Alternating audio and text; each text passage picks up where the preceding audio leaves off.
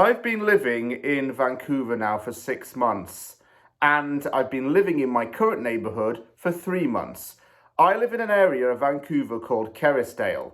I hadn't heard of it before I actually came to live in this place, and since I've been able to explore it many times on my days off and weekends, I thought that now would be a very good time for me to show you, the viewer, where I live.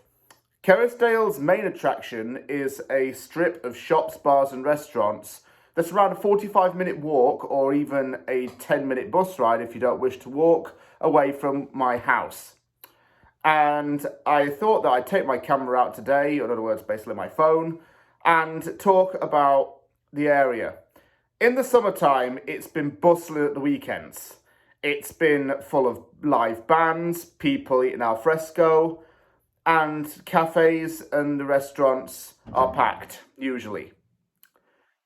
Kerrisdale was founded in 1905 during an expansion of the British Columbia Electric Railway. Manager R.H. Sterling asked Mrs. William McKinnon to name the stop at Wilson Road. That's today located on 41st Avenue West. She called it Kerrisdale after a home in Scotland, and this was later changed into Kerrisdale, the spelling of Kerrisdale. Yeah, it means Little Seat of the Fairies in Scottish Gaelic. On January the 1st, 1929, this officially was named as a part of the city of Vancouver, and development work happened around this time. A lot of the older buildings have kept their Indigenous heritage and have been turned into theatres, schools, or even other shops. But the area still likes to stay very close to its heritage, and you're going to see that when I go around here today. The population of the area is around 14,000 people, with 49.4% of speakers having English as a first language. But it also has other minorities such as people from Hong Kong, China, Japan and Korea. You will see that a lot when you go around Vancouver. There will be a large Asian population in a few parts. In Kerrisdale, it may not be as prevalent as other areas, but this area has continued to grow in its multiculturalism and Asian diversity since the 1980s. Around 3,900 families reside in Kerrisdale, and there are around 5,500 private residences. Come along and join me today as I show you down my local, could I call it, strip.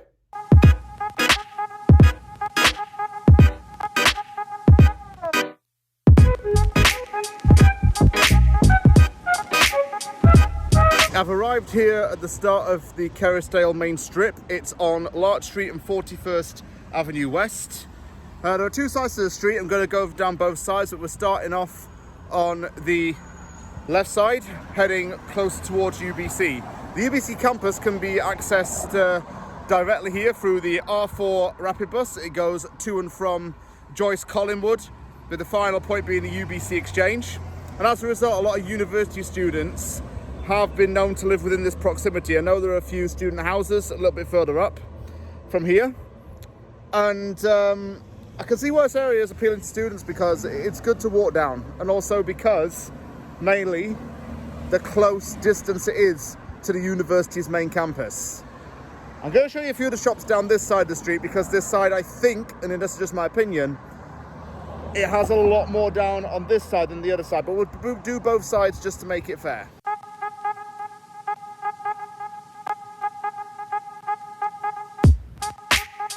Kerrisdale is known for having a few Italian restaurants, and if you go to restaurants down here, what you'll find is they tend to open, some of them, from like 12 until 4 or maybe even 10 a.m. to 2 p.m. for brunch, and then they'll either close for the rest of the day or they'll reopen at 6 p.m. later that night. Minivera's currently is not open. We tried going down here on my birthday. I was with my brother and my sister-in-law. We tried to find some restaurants within this actual strip, but all of them seem to be closed on a Sunday. Today is Tuesday, and I suppose, given most people at work during the day, that might be a reason why they're opening a little bit later. Minivera's is here.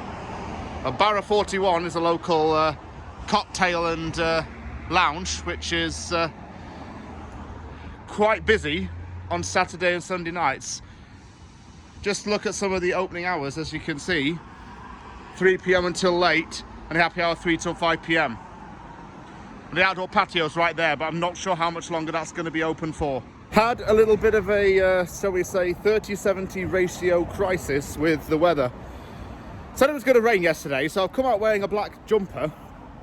We had a spell of really boiling sun for a little bit. But no, it's gone mild again. Starts raining, I might even just be tempted to get the bus back on because I'm in a pair of, shorts and this sweater. So I've like got best of both worlds in one outfit.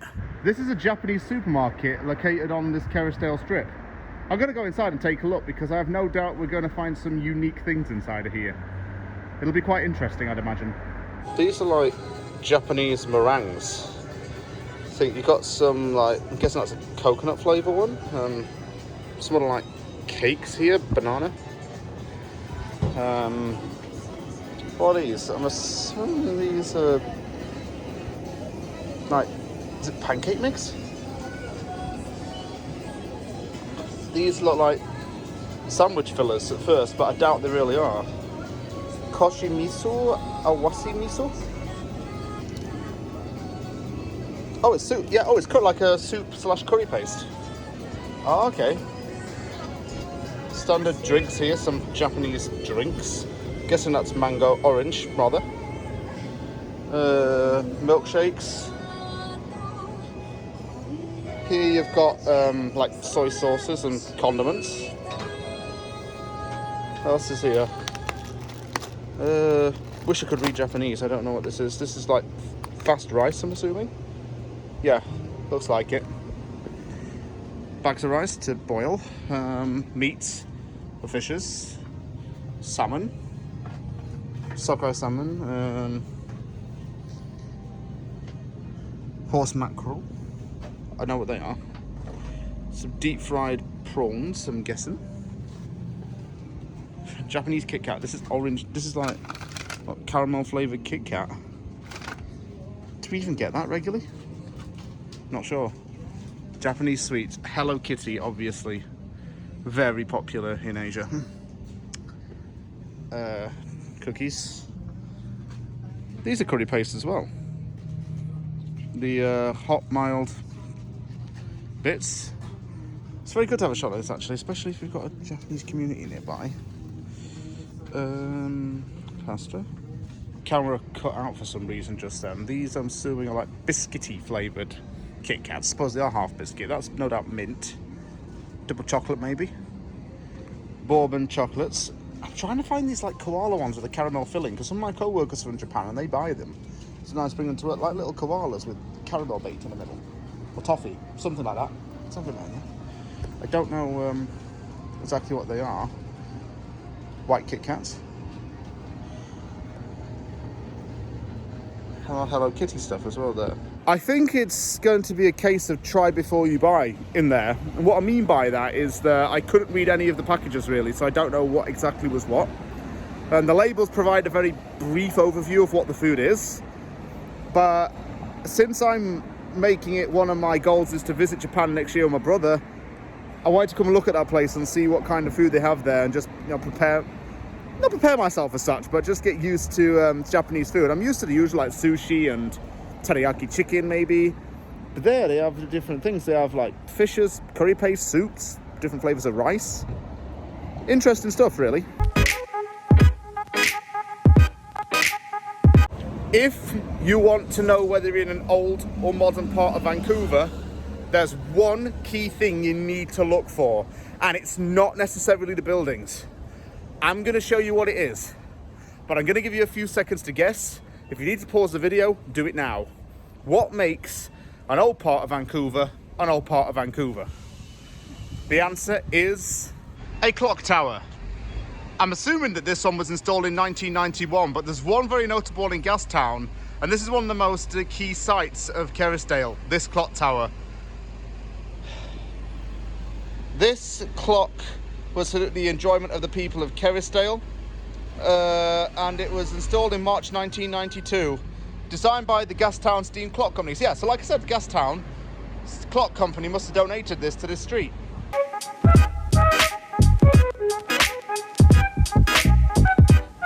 As I walk through this particular part, I am getting the feeling that we're coming towards an older part of town. And you can definitely see buildings that look close to between, I'd say, 70 to 100 years old. There are many Vietnamese, Thai and Japanese restaurants along this part. There's even a Korean restaurant as well. I need to get back to doing Scranville again, folks, so I'm going to probably have to do something on Kerrisdale. I'd be barking mad not to, really, because there are so many good restaurants down here that I haven't really discovered. I don't eat out as much these days anyway.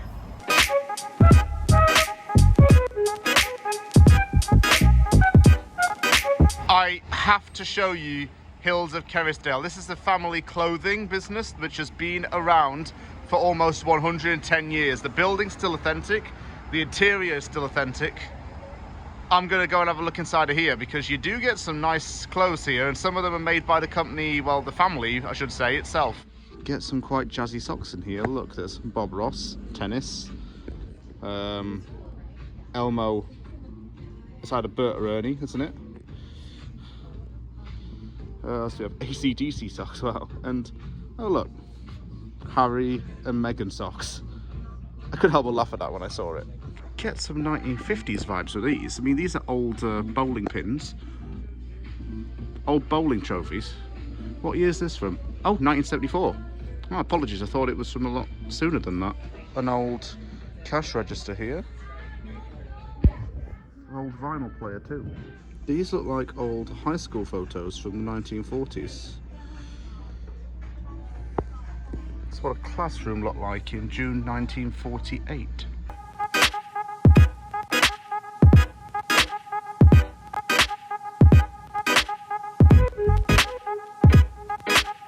I'm back out.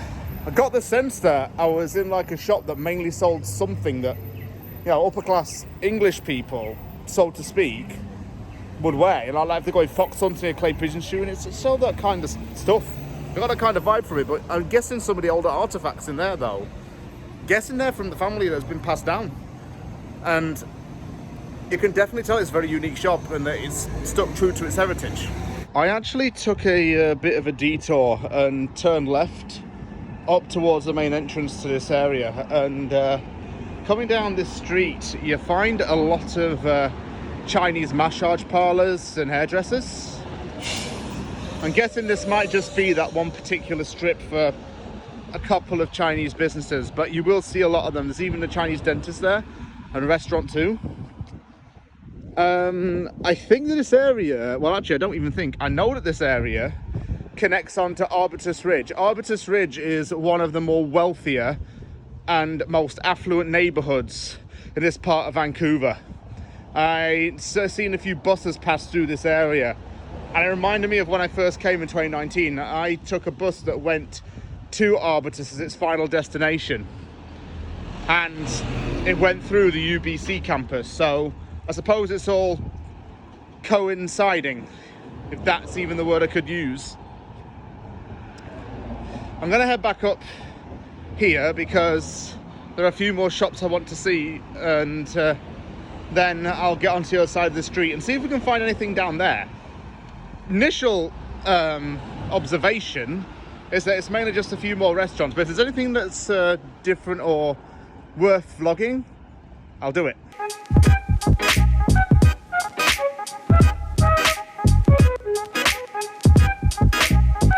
Oftentimes I will show a map just to give you, the viewer, and even myself, an idea of where we are. So Arbutus Ridge, which I mentioned, is here with the Prince of Wales Parks. Mackenzie Heights is there. Kerrisdale obviously is this big area. Here.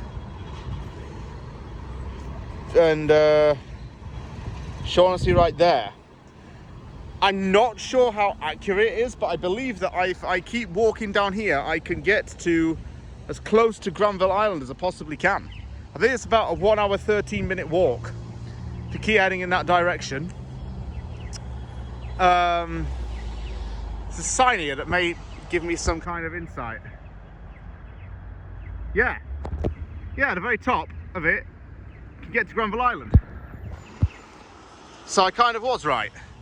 I'm guessing this actually could have been the site of an old railway track. In the intro video, I remember that this was railway development. It looks like it could have been that. And this connects you to several pathways to walk or cycle as well. It's quite a good green space too.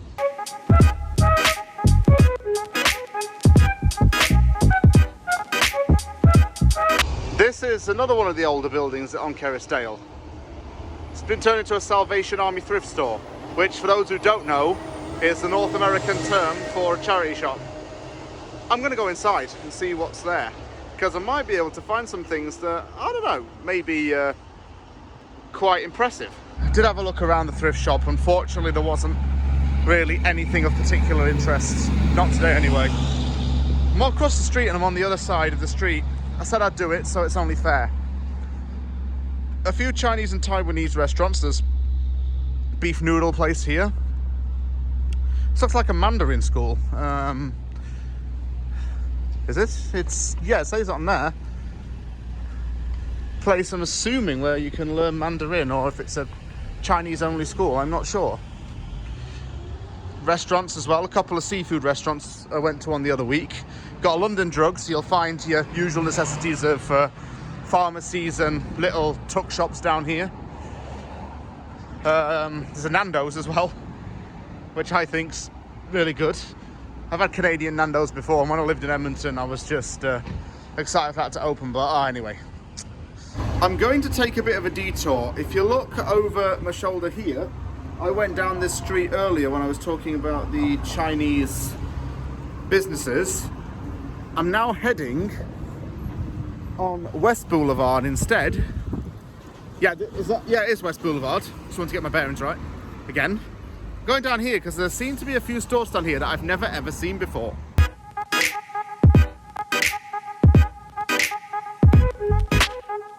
I saw this as I was walking past, and it's something that I'd like to talk about. This is a symbol of Canada that shows hope and friendship.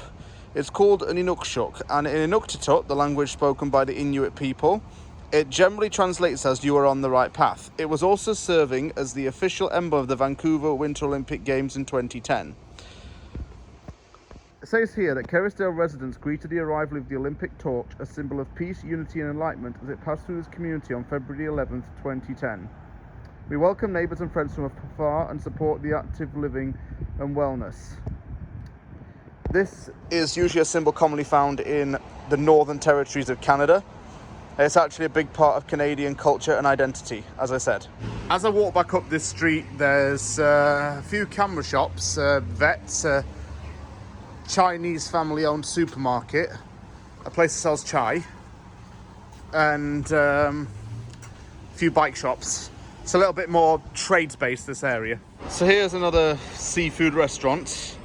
Sells lobster, I guess those like eels or something.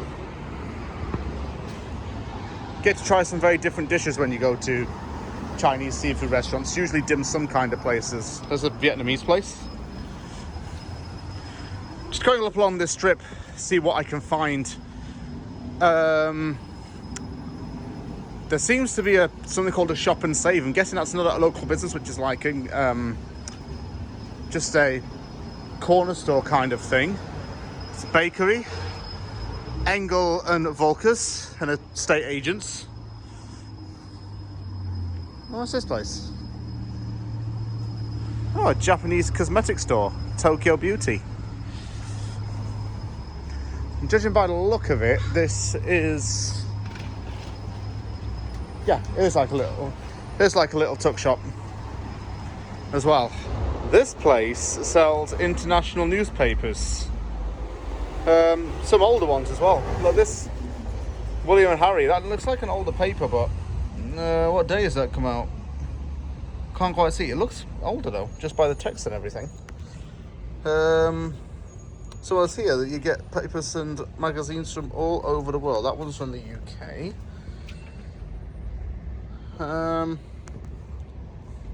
Korea, K-pop magazine. Sky's looking awfully grey. It's looking a bit black over Albert Smothers, as we say in Yorkshire. So I'm going to be heading home now before it starts lashing it down.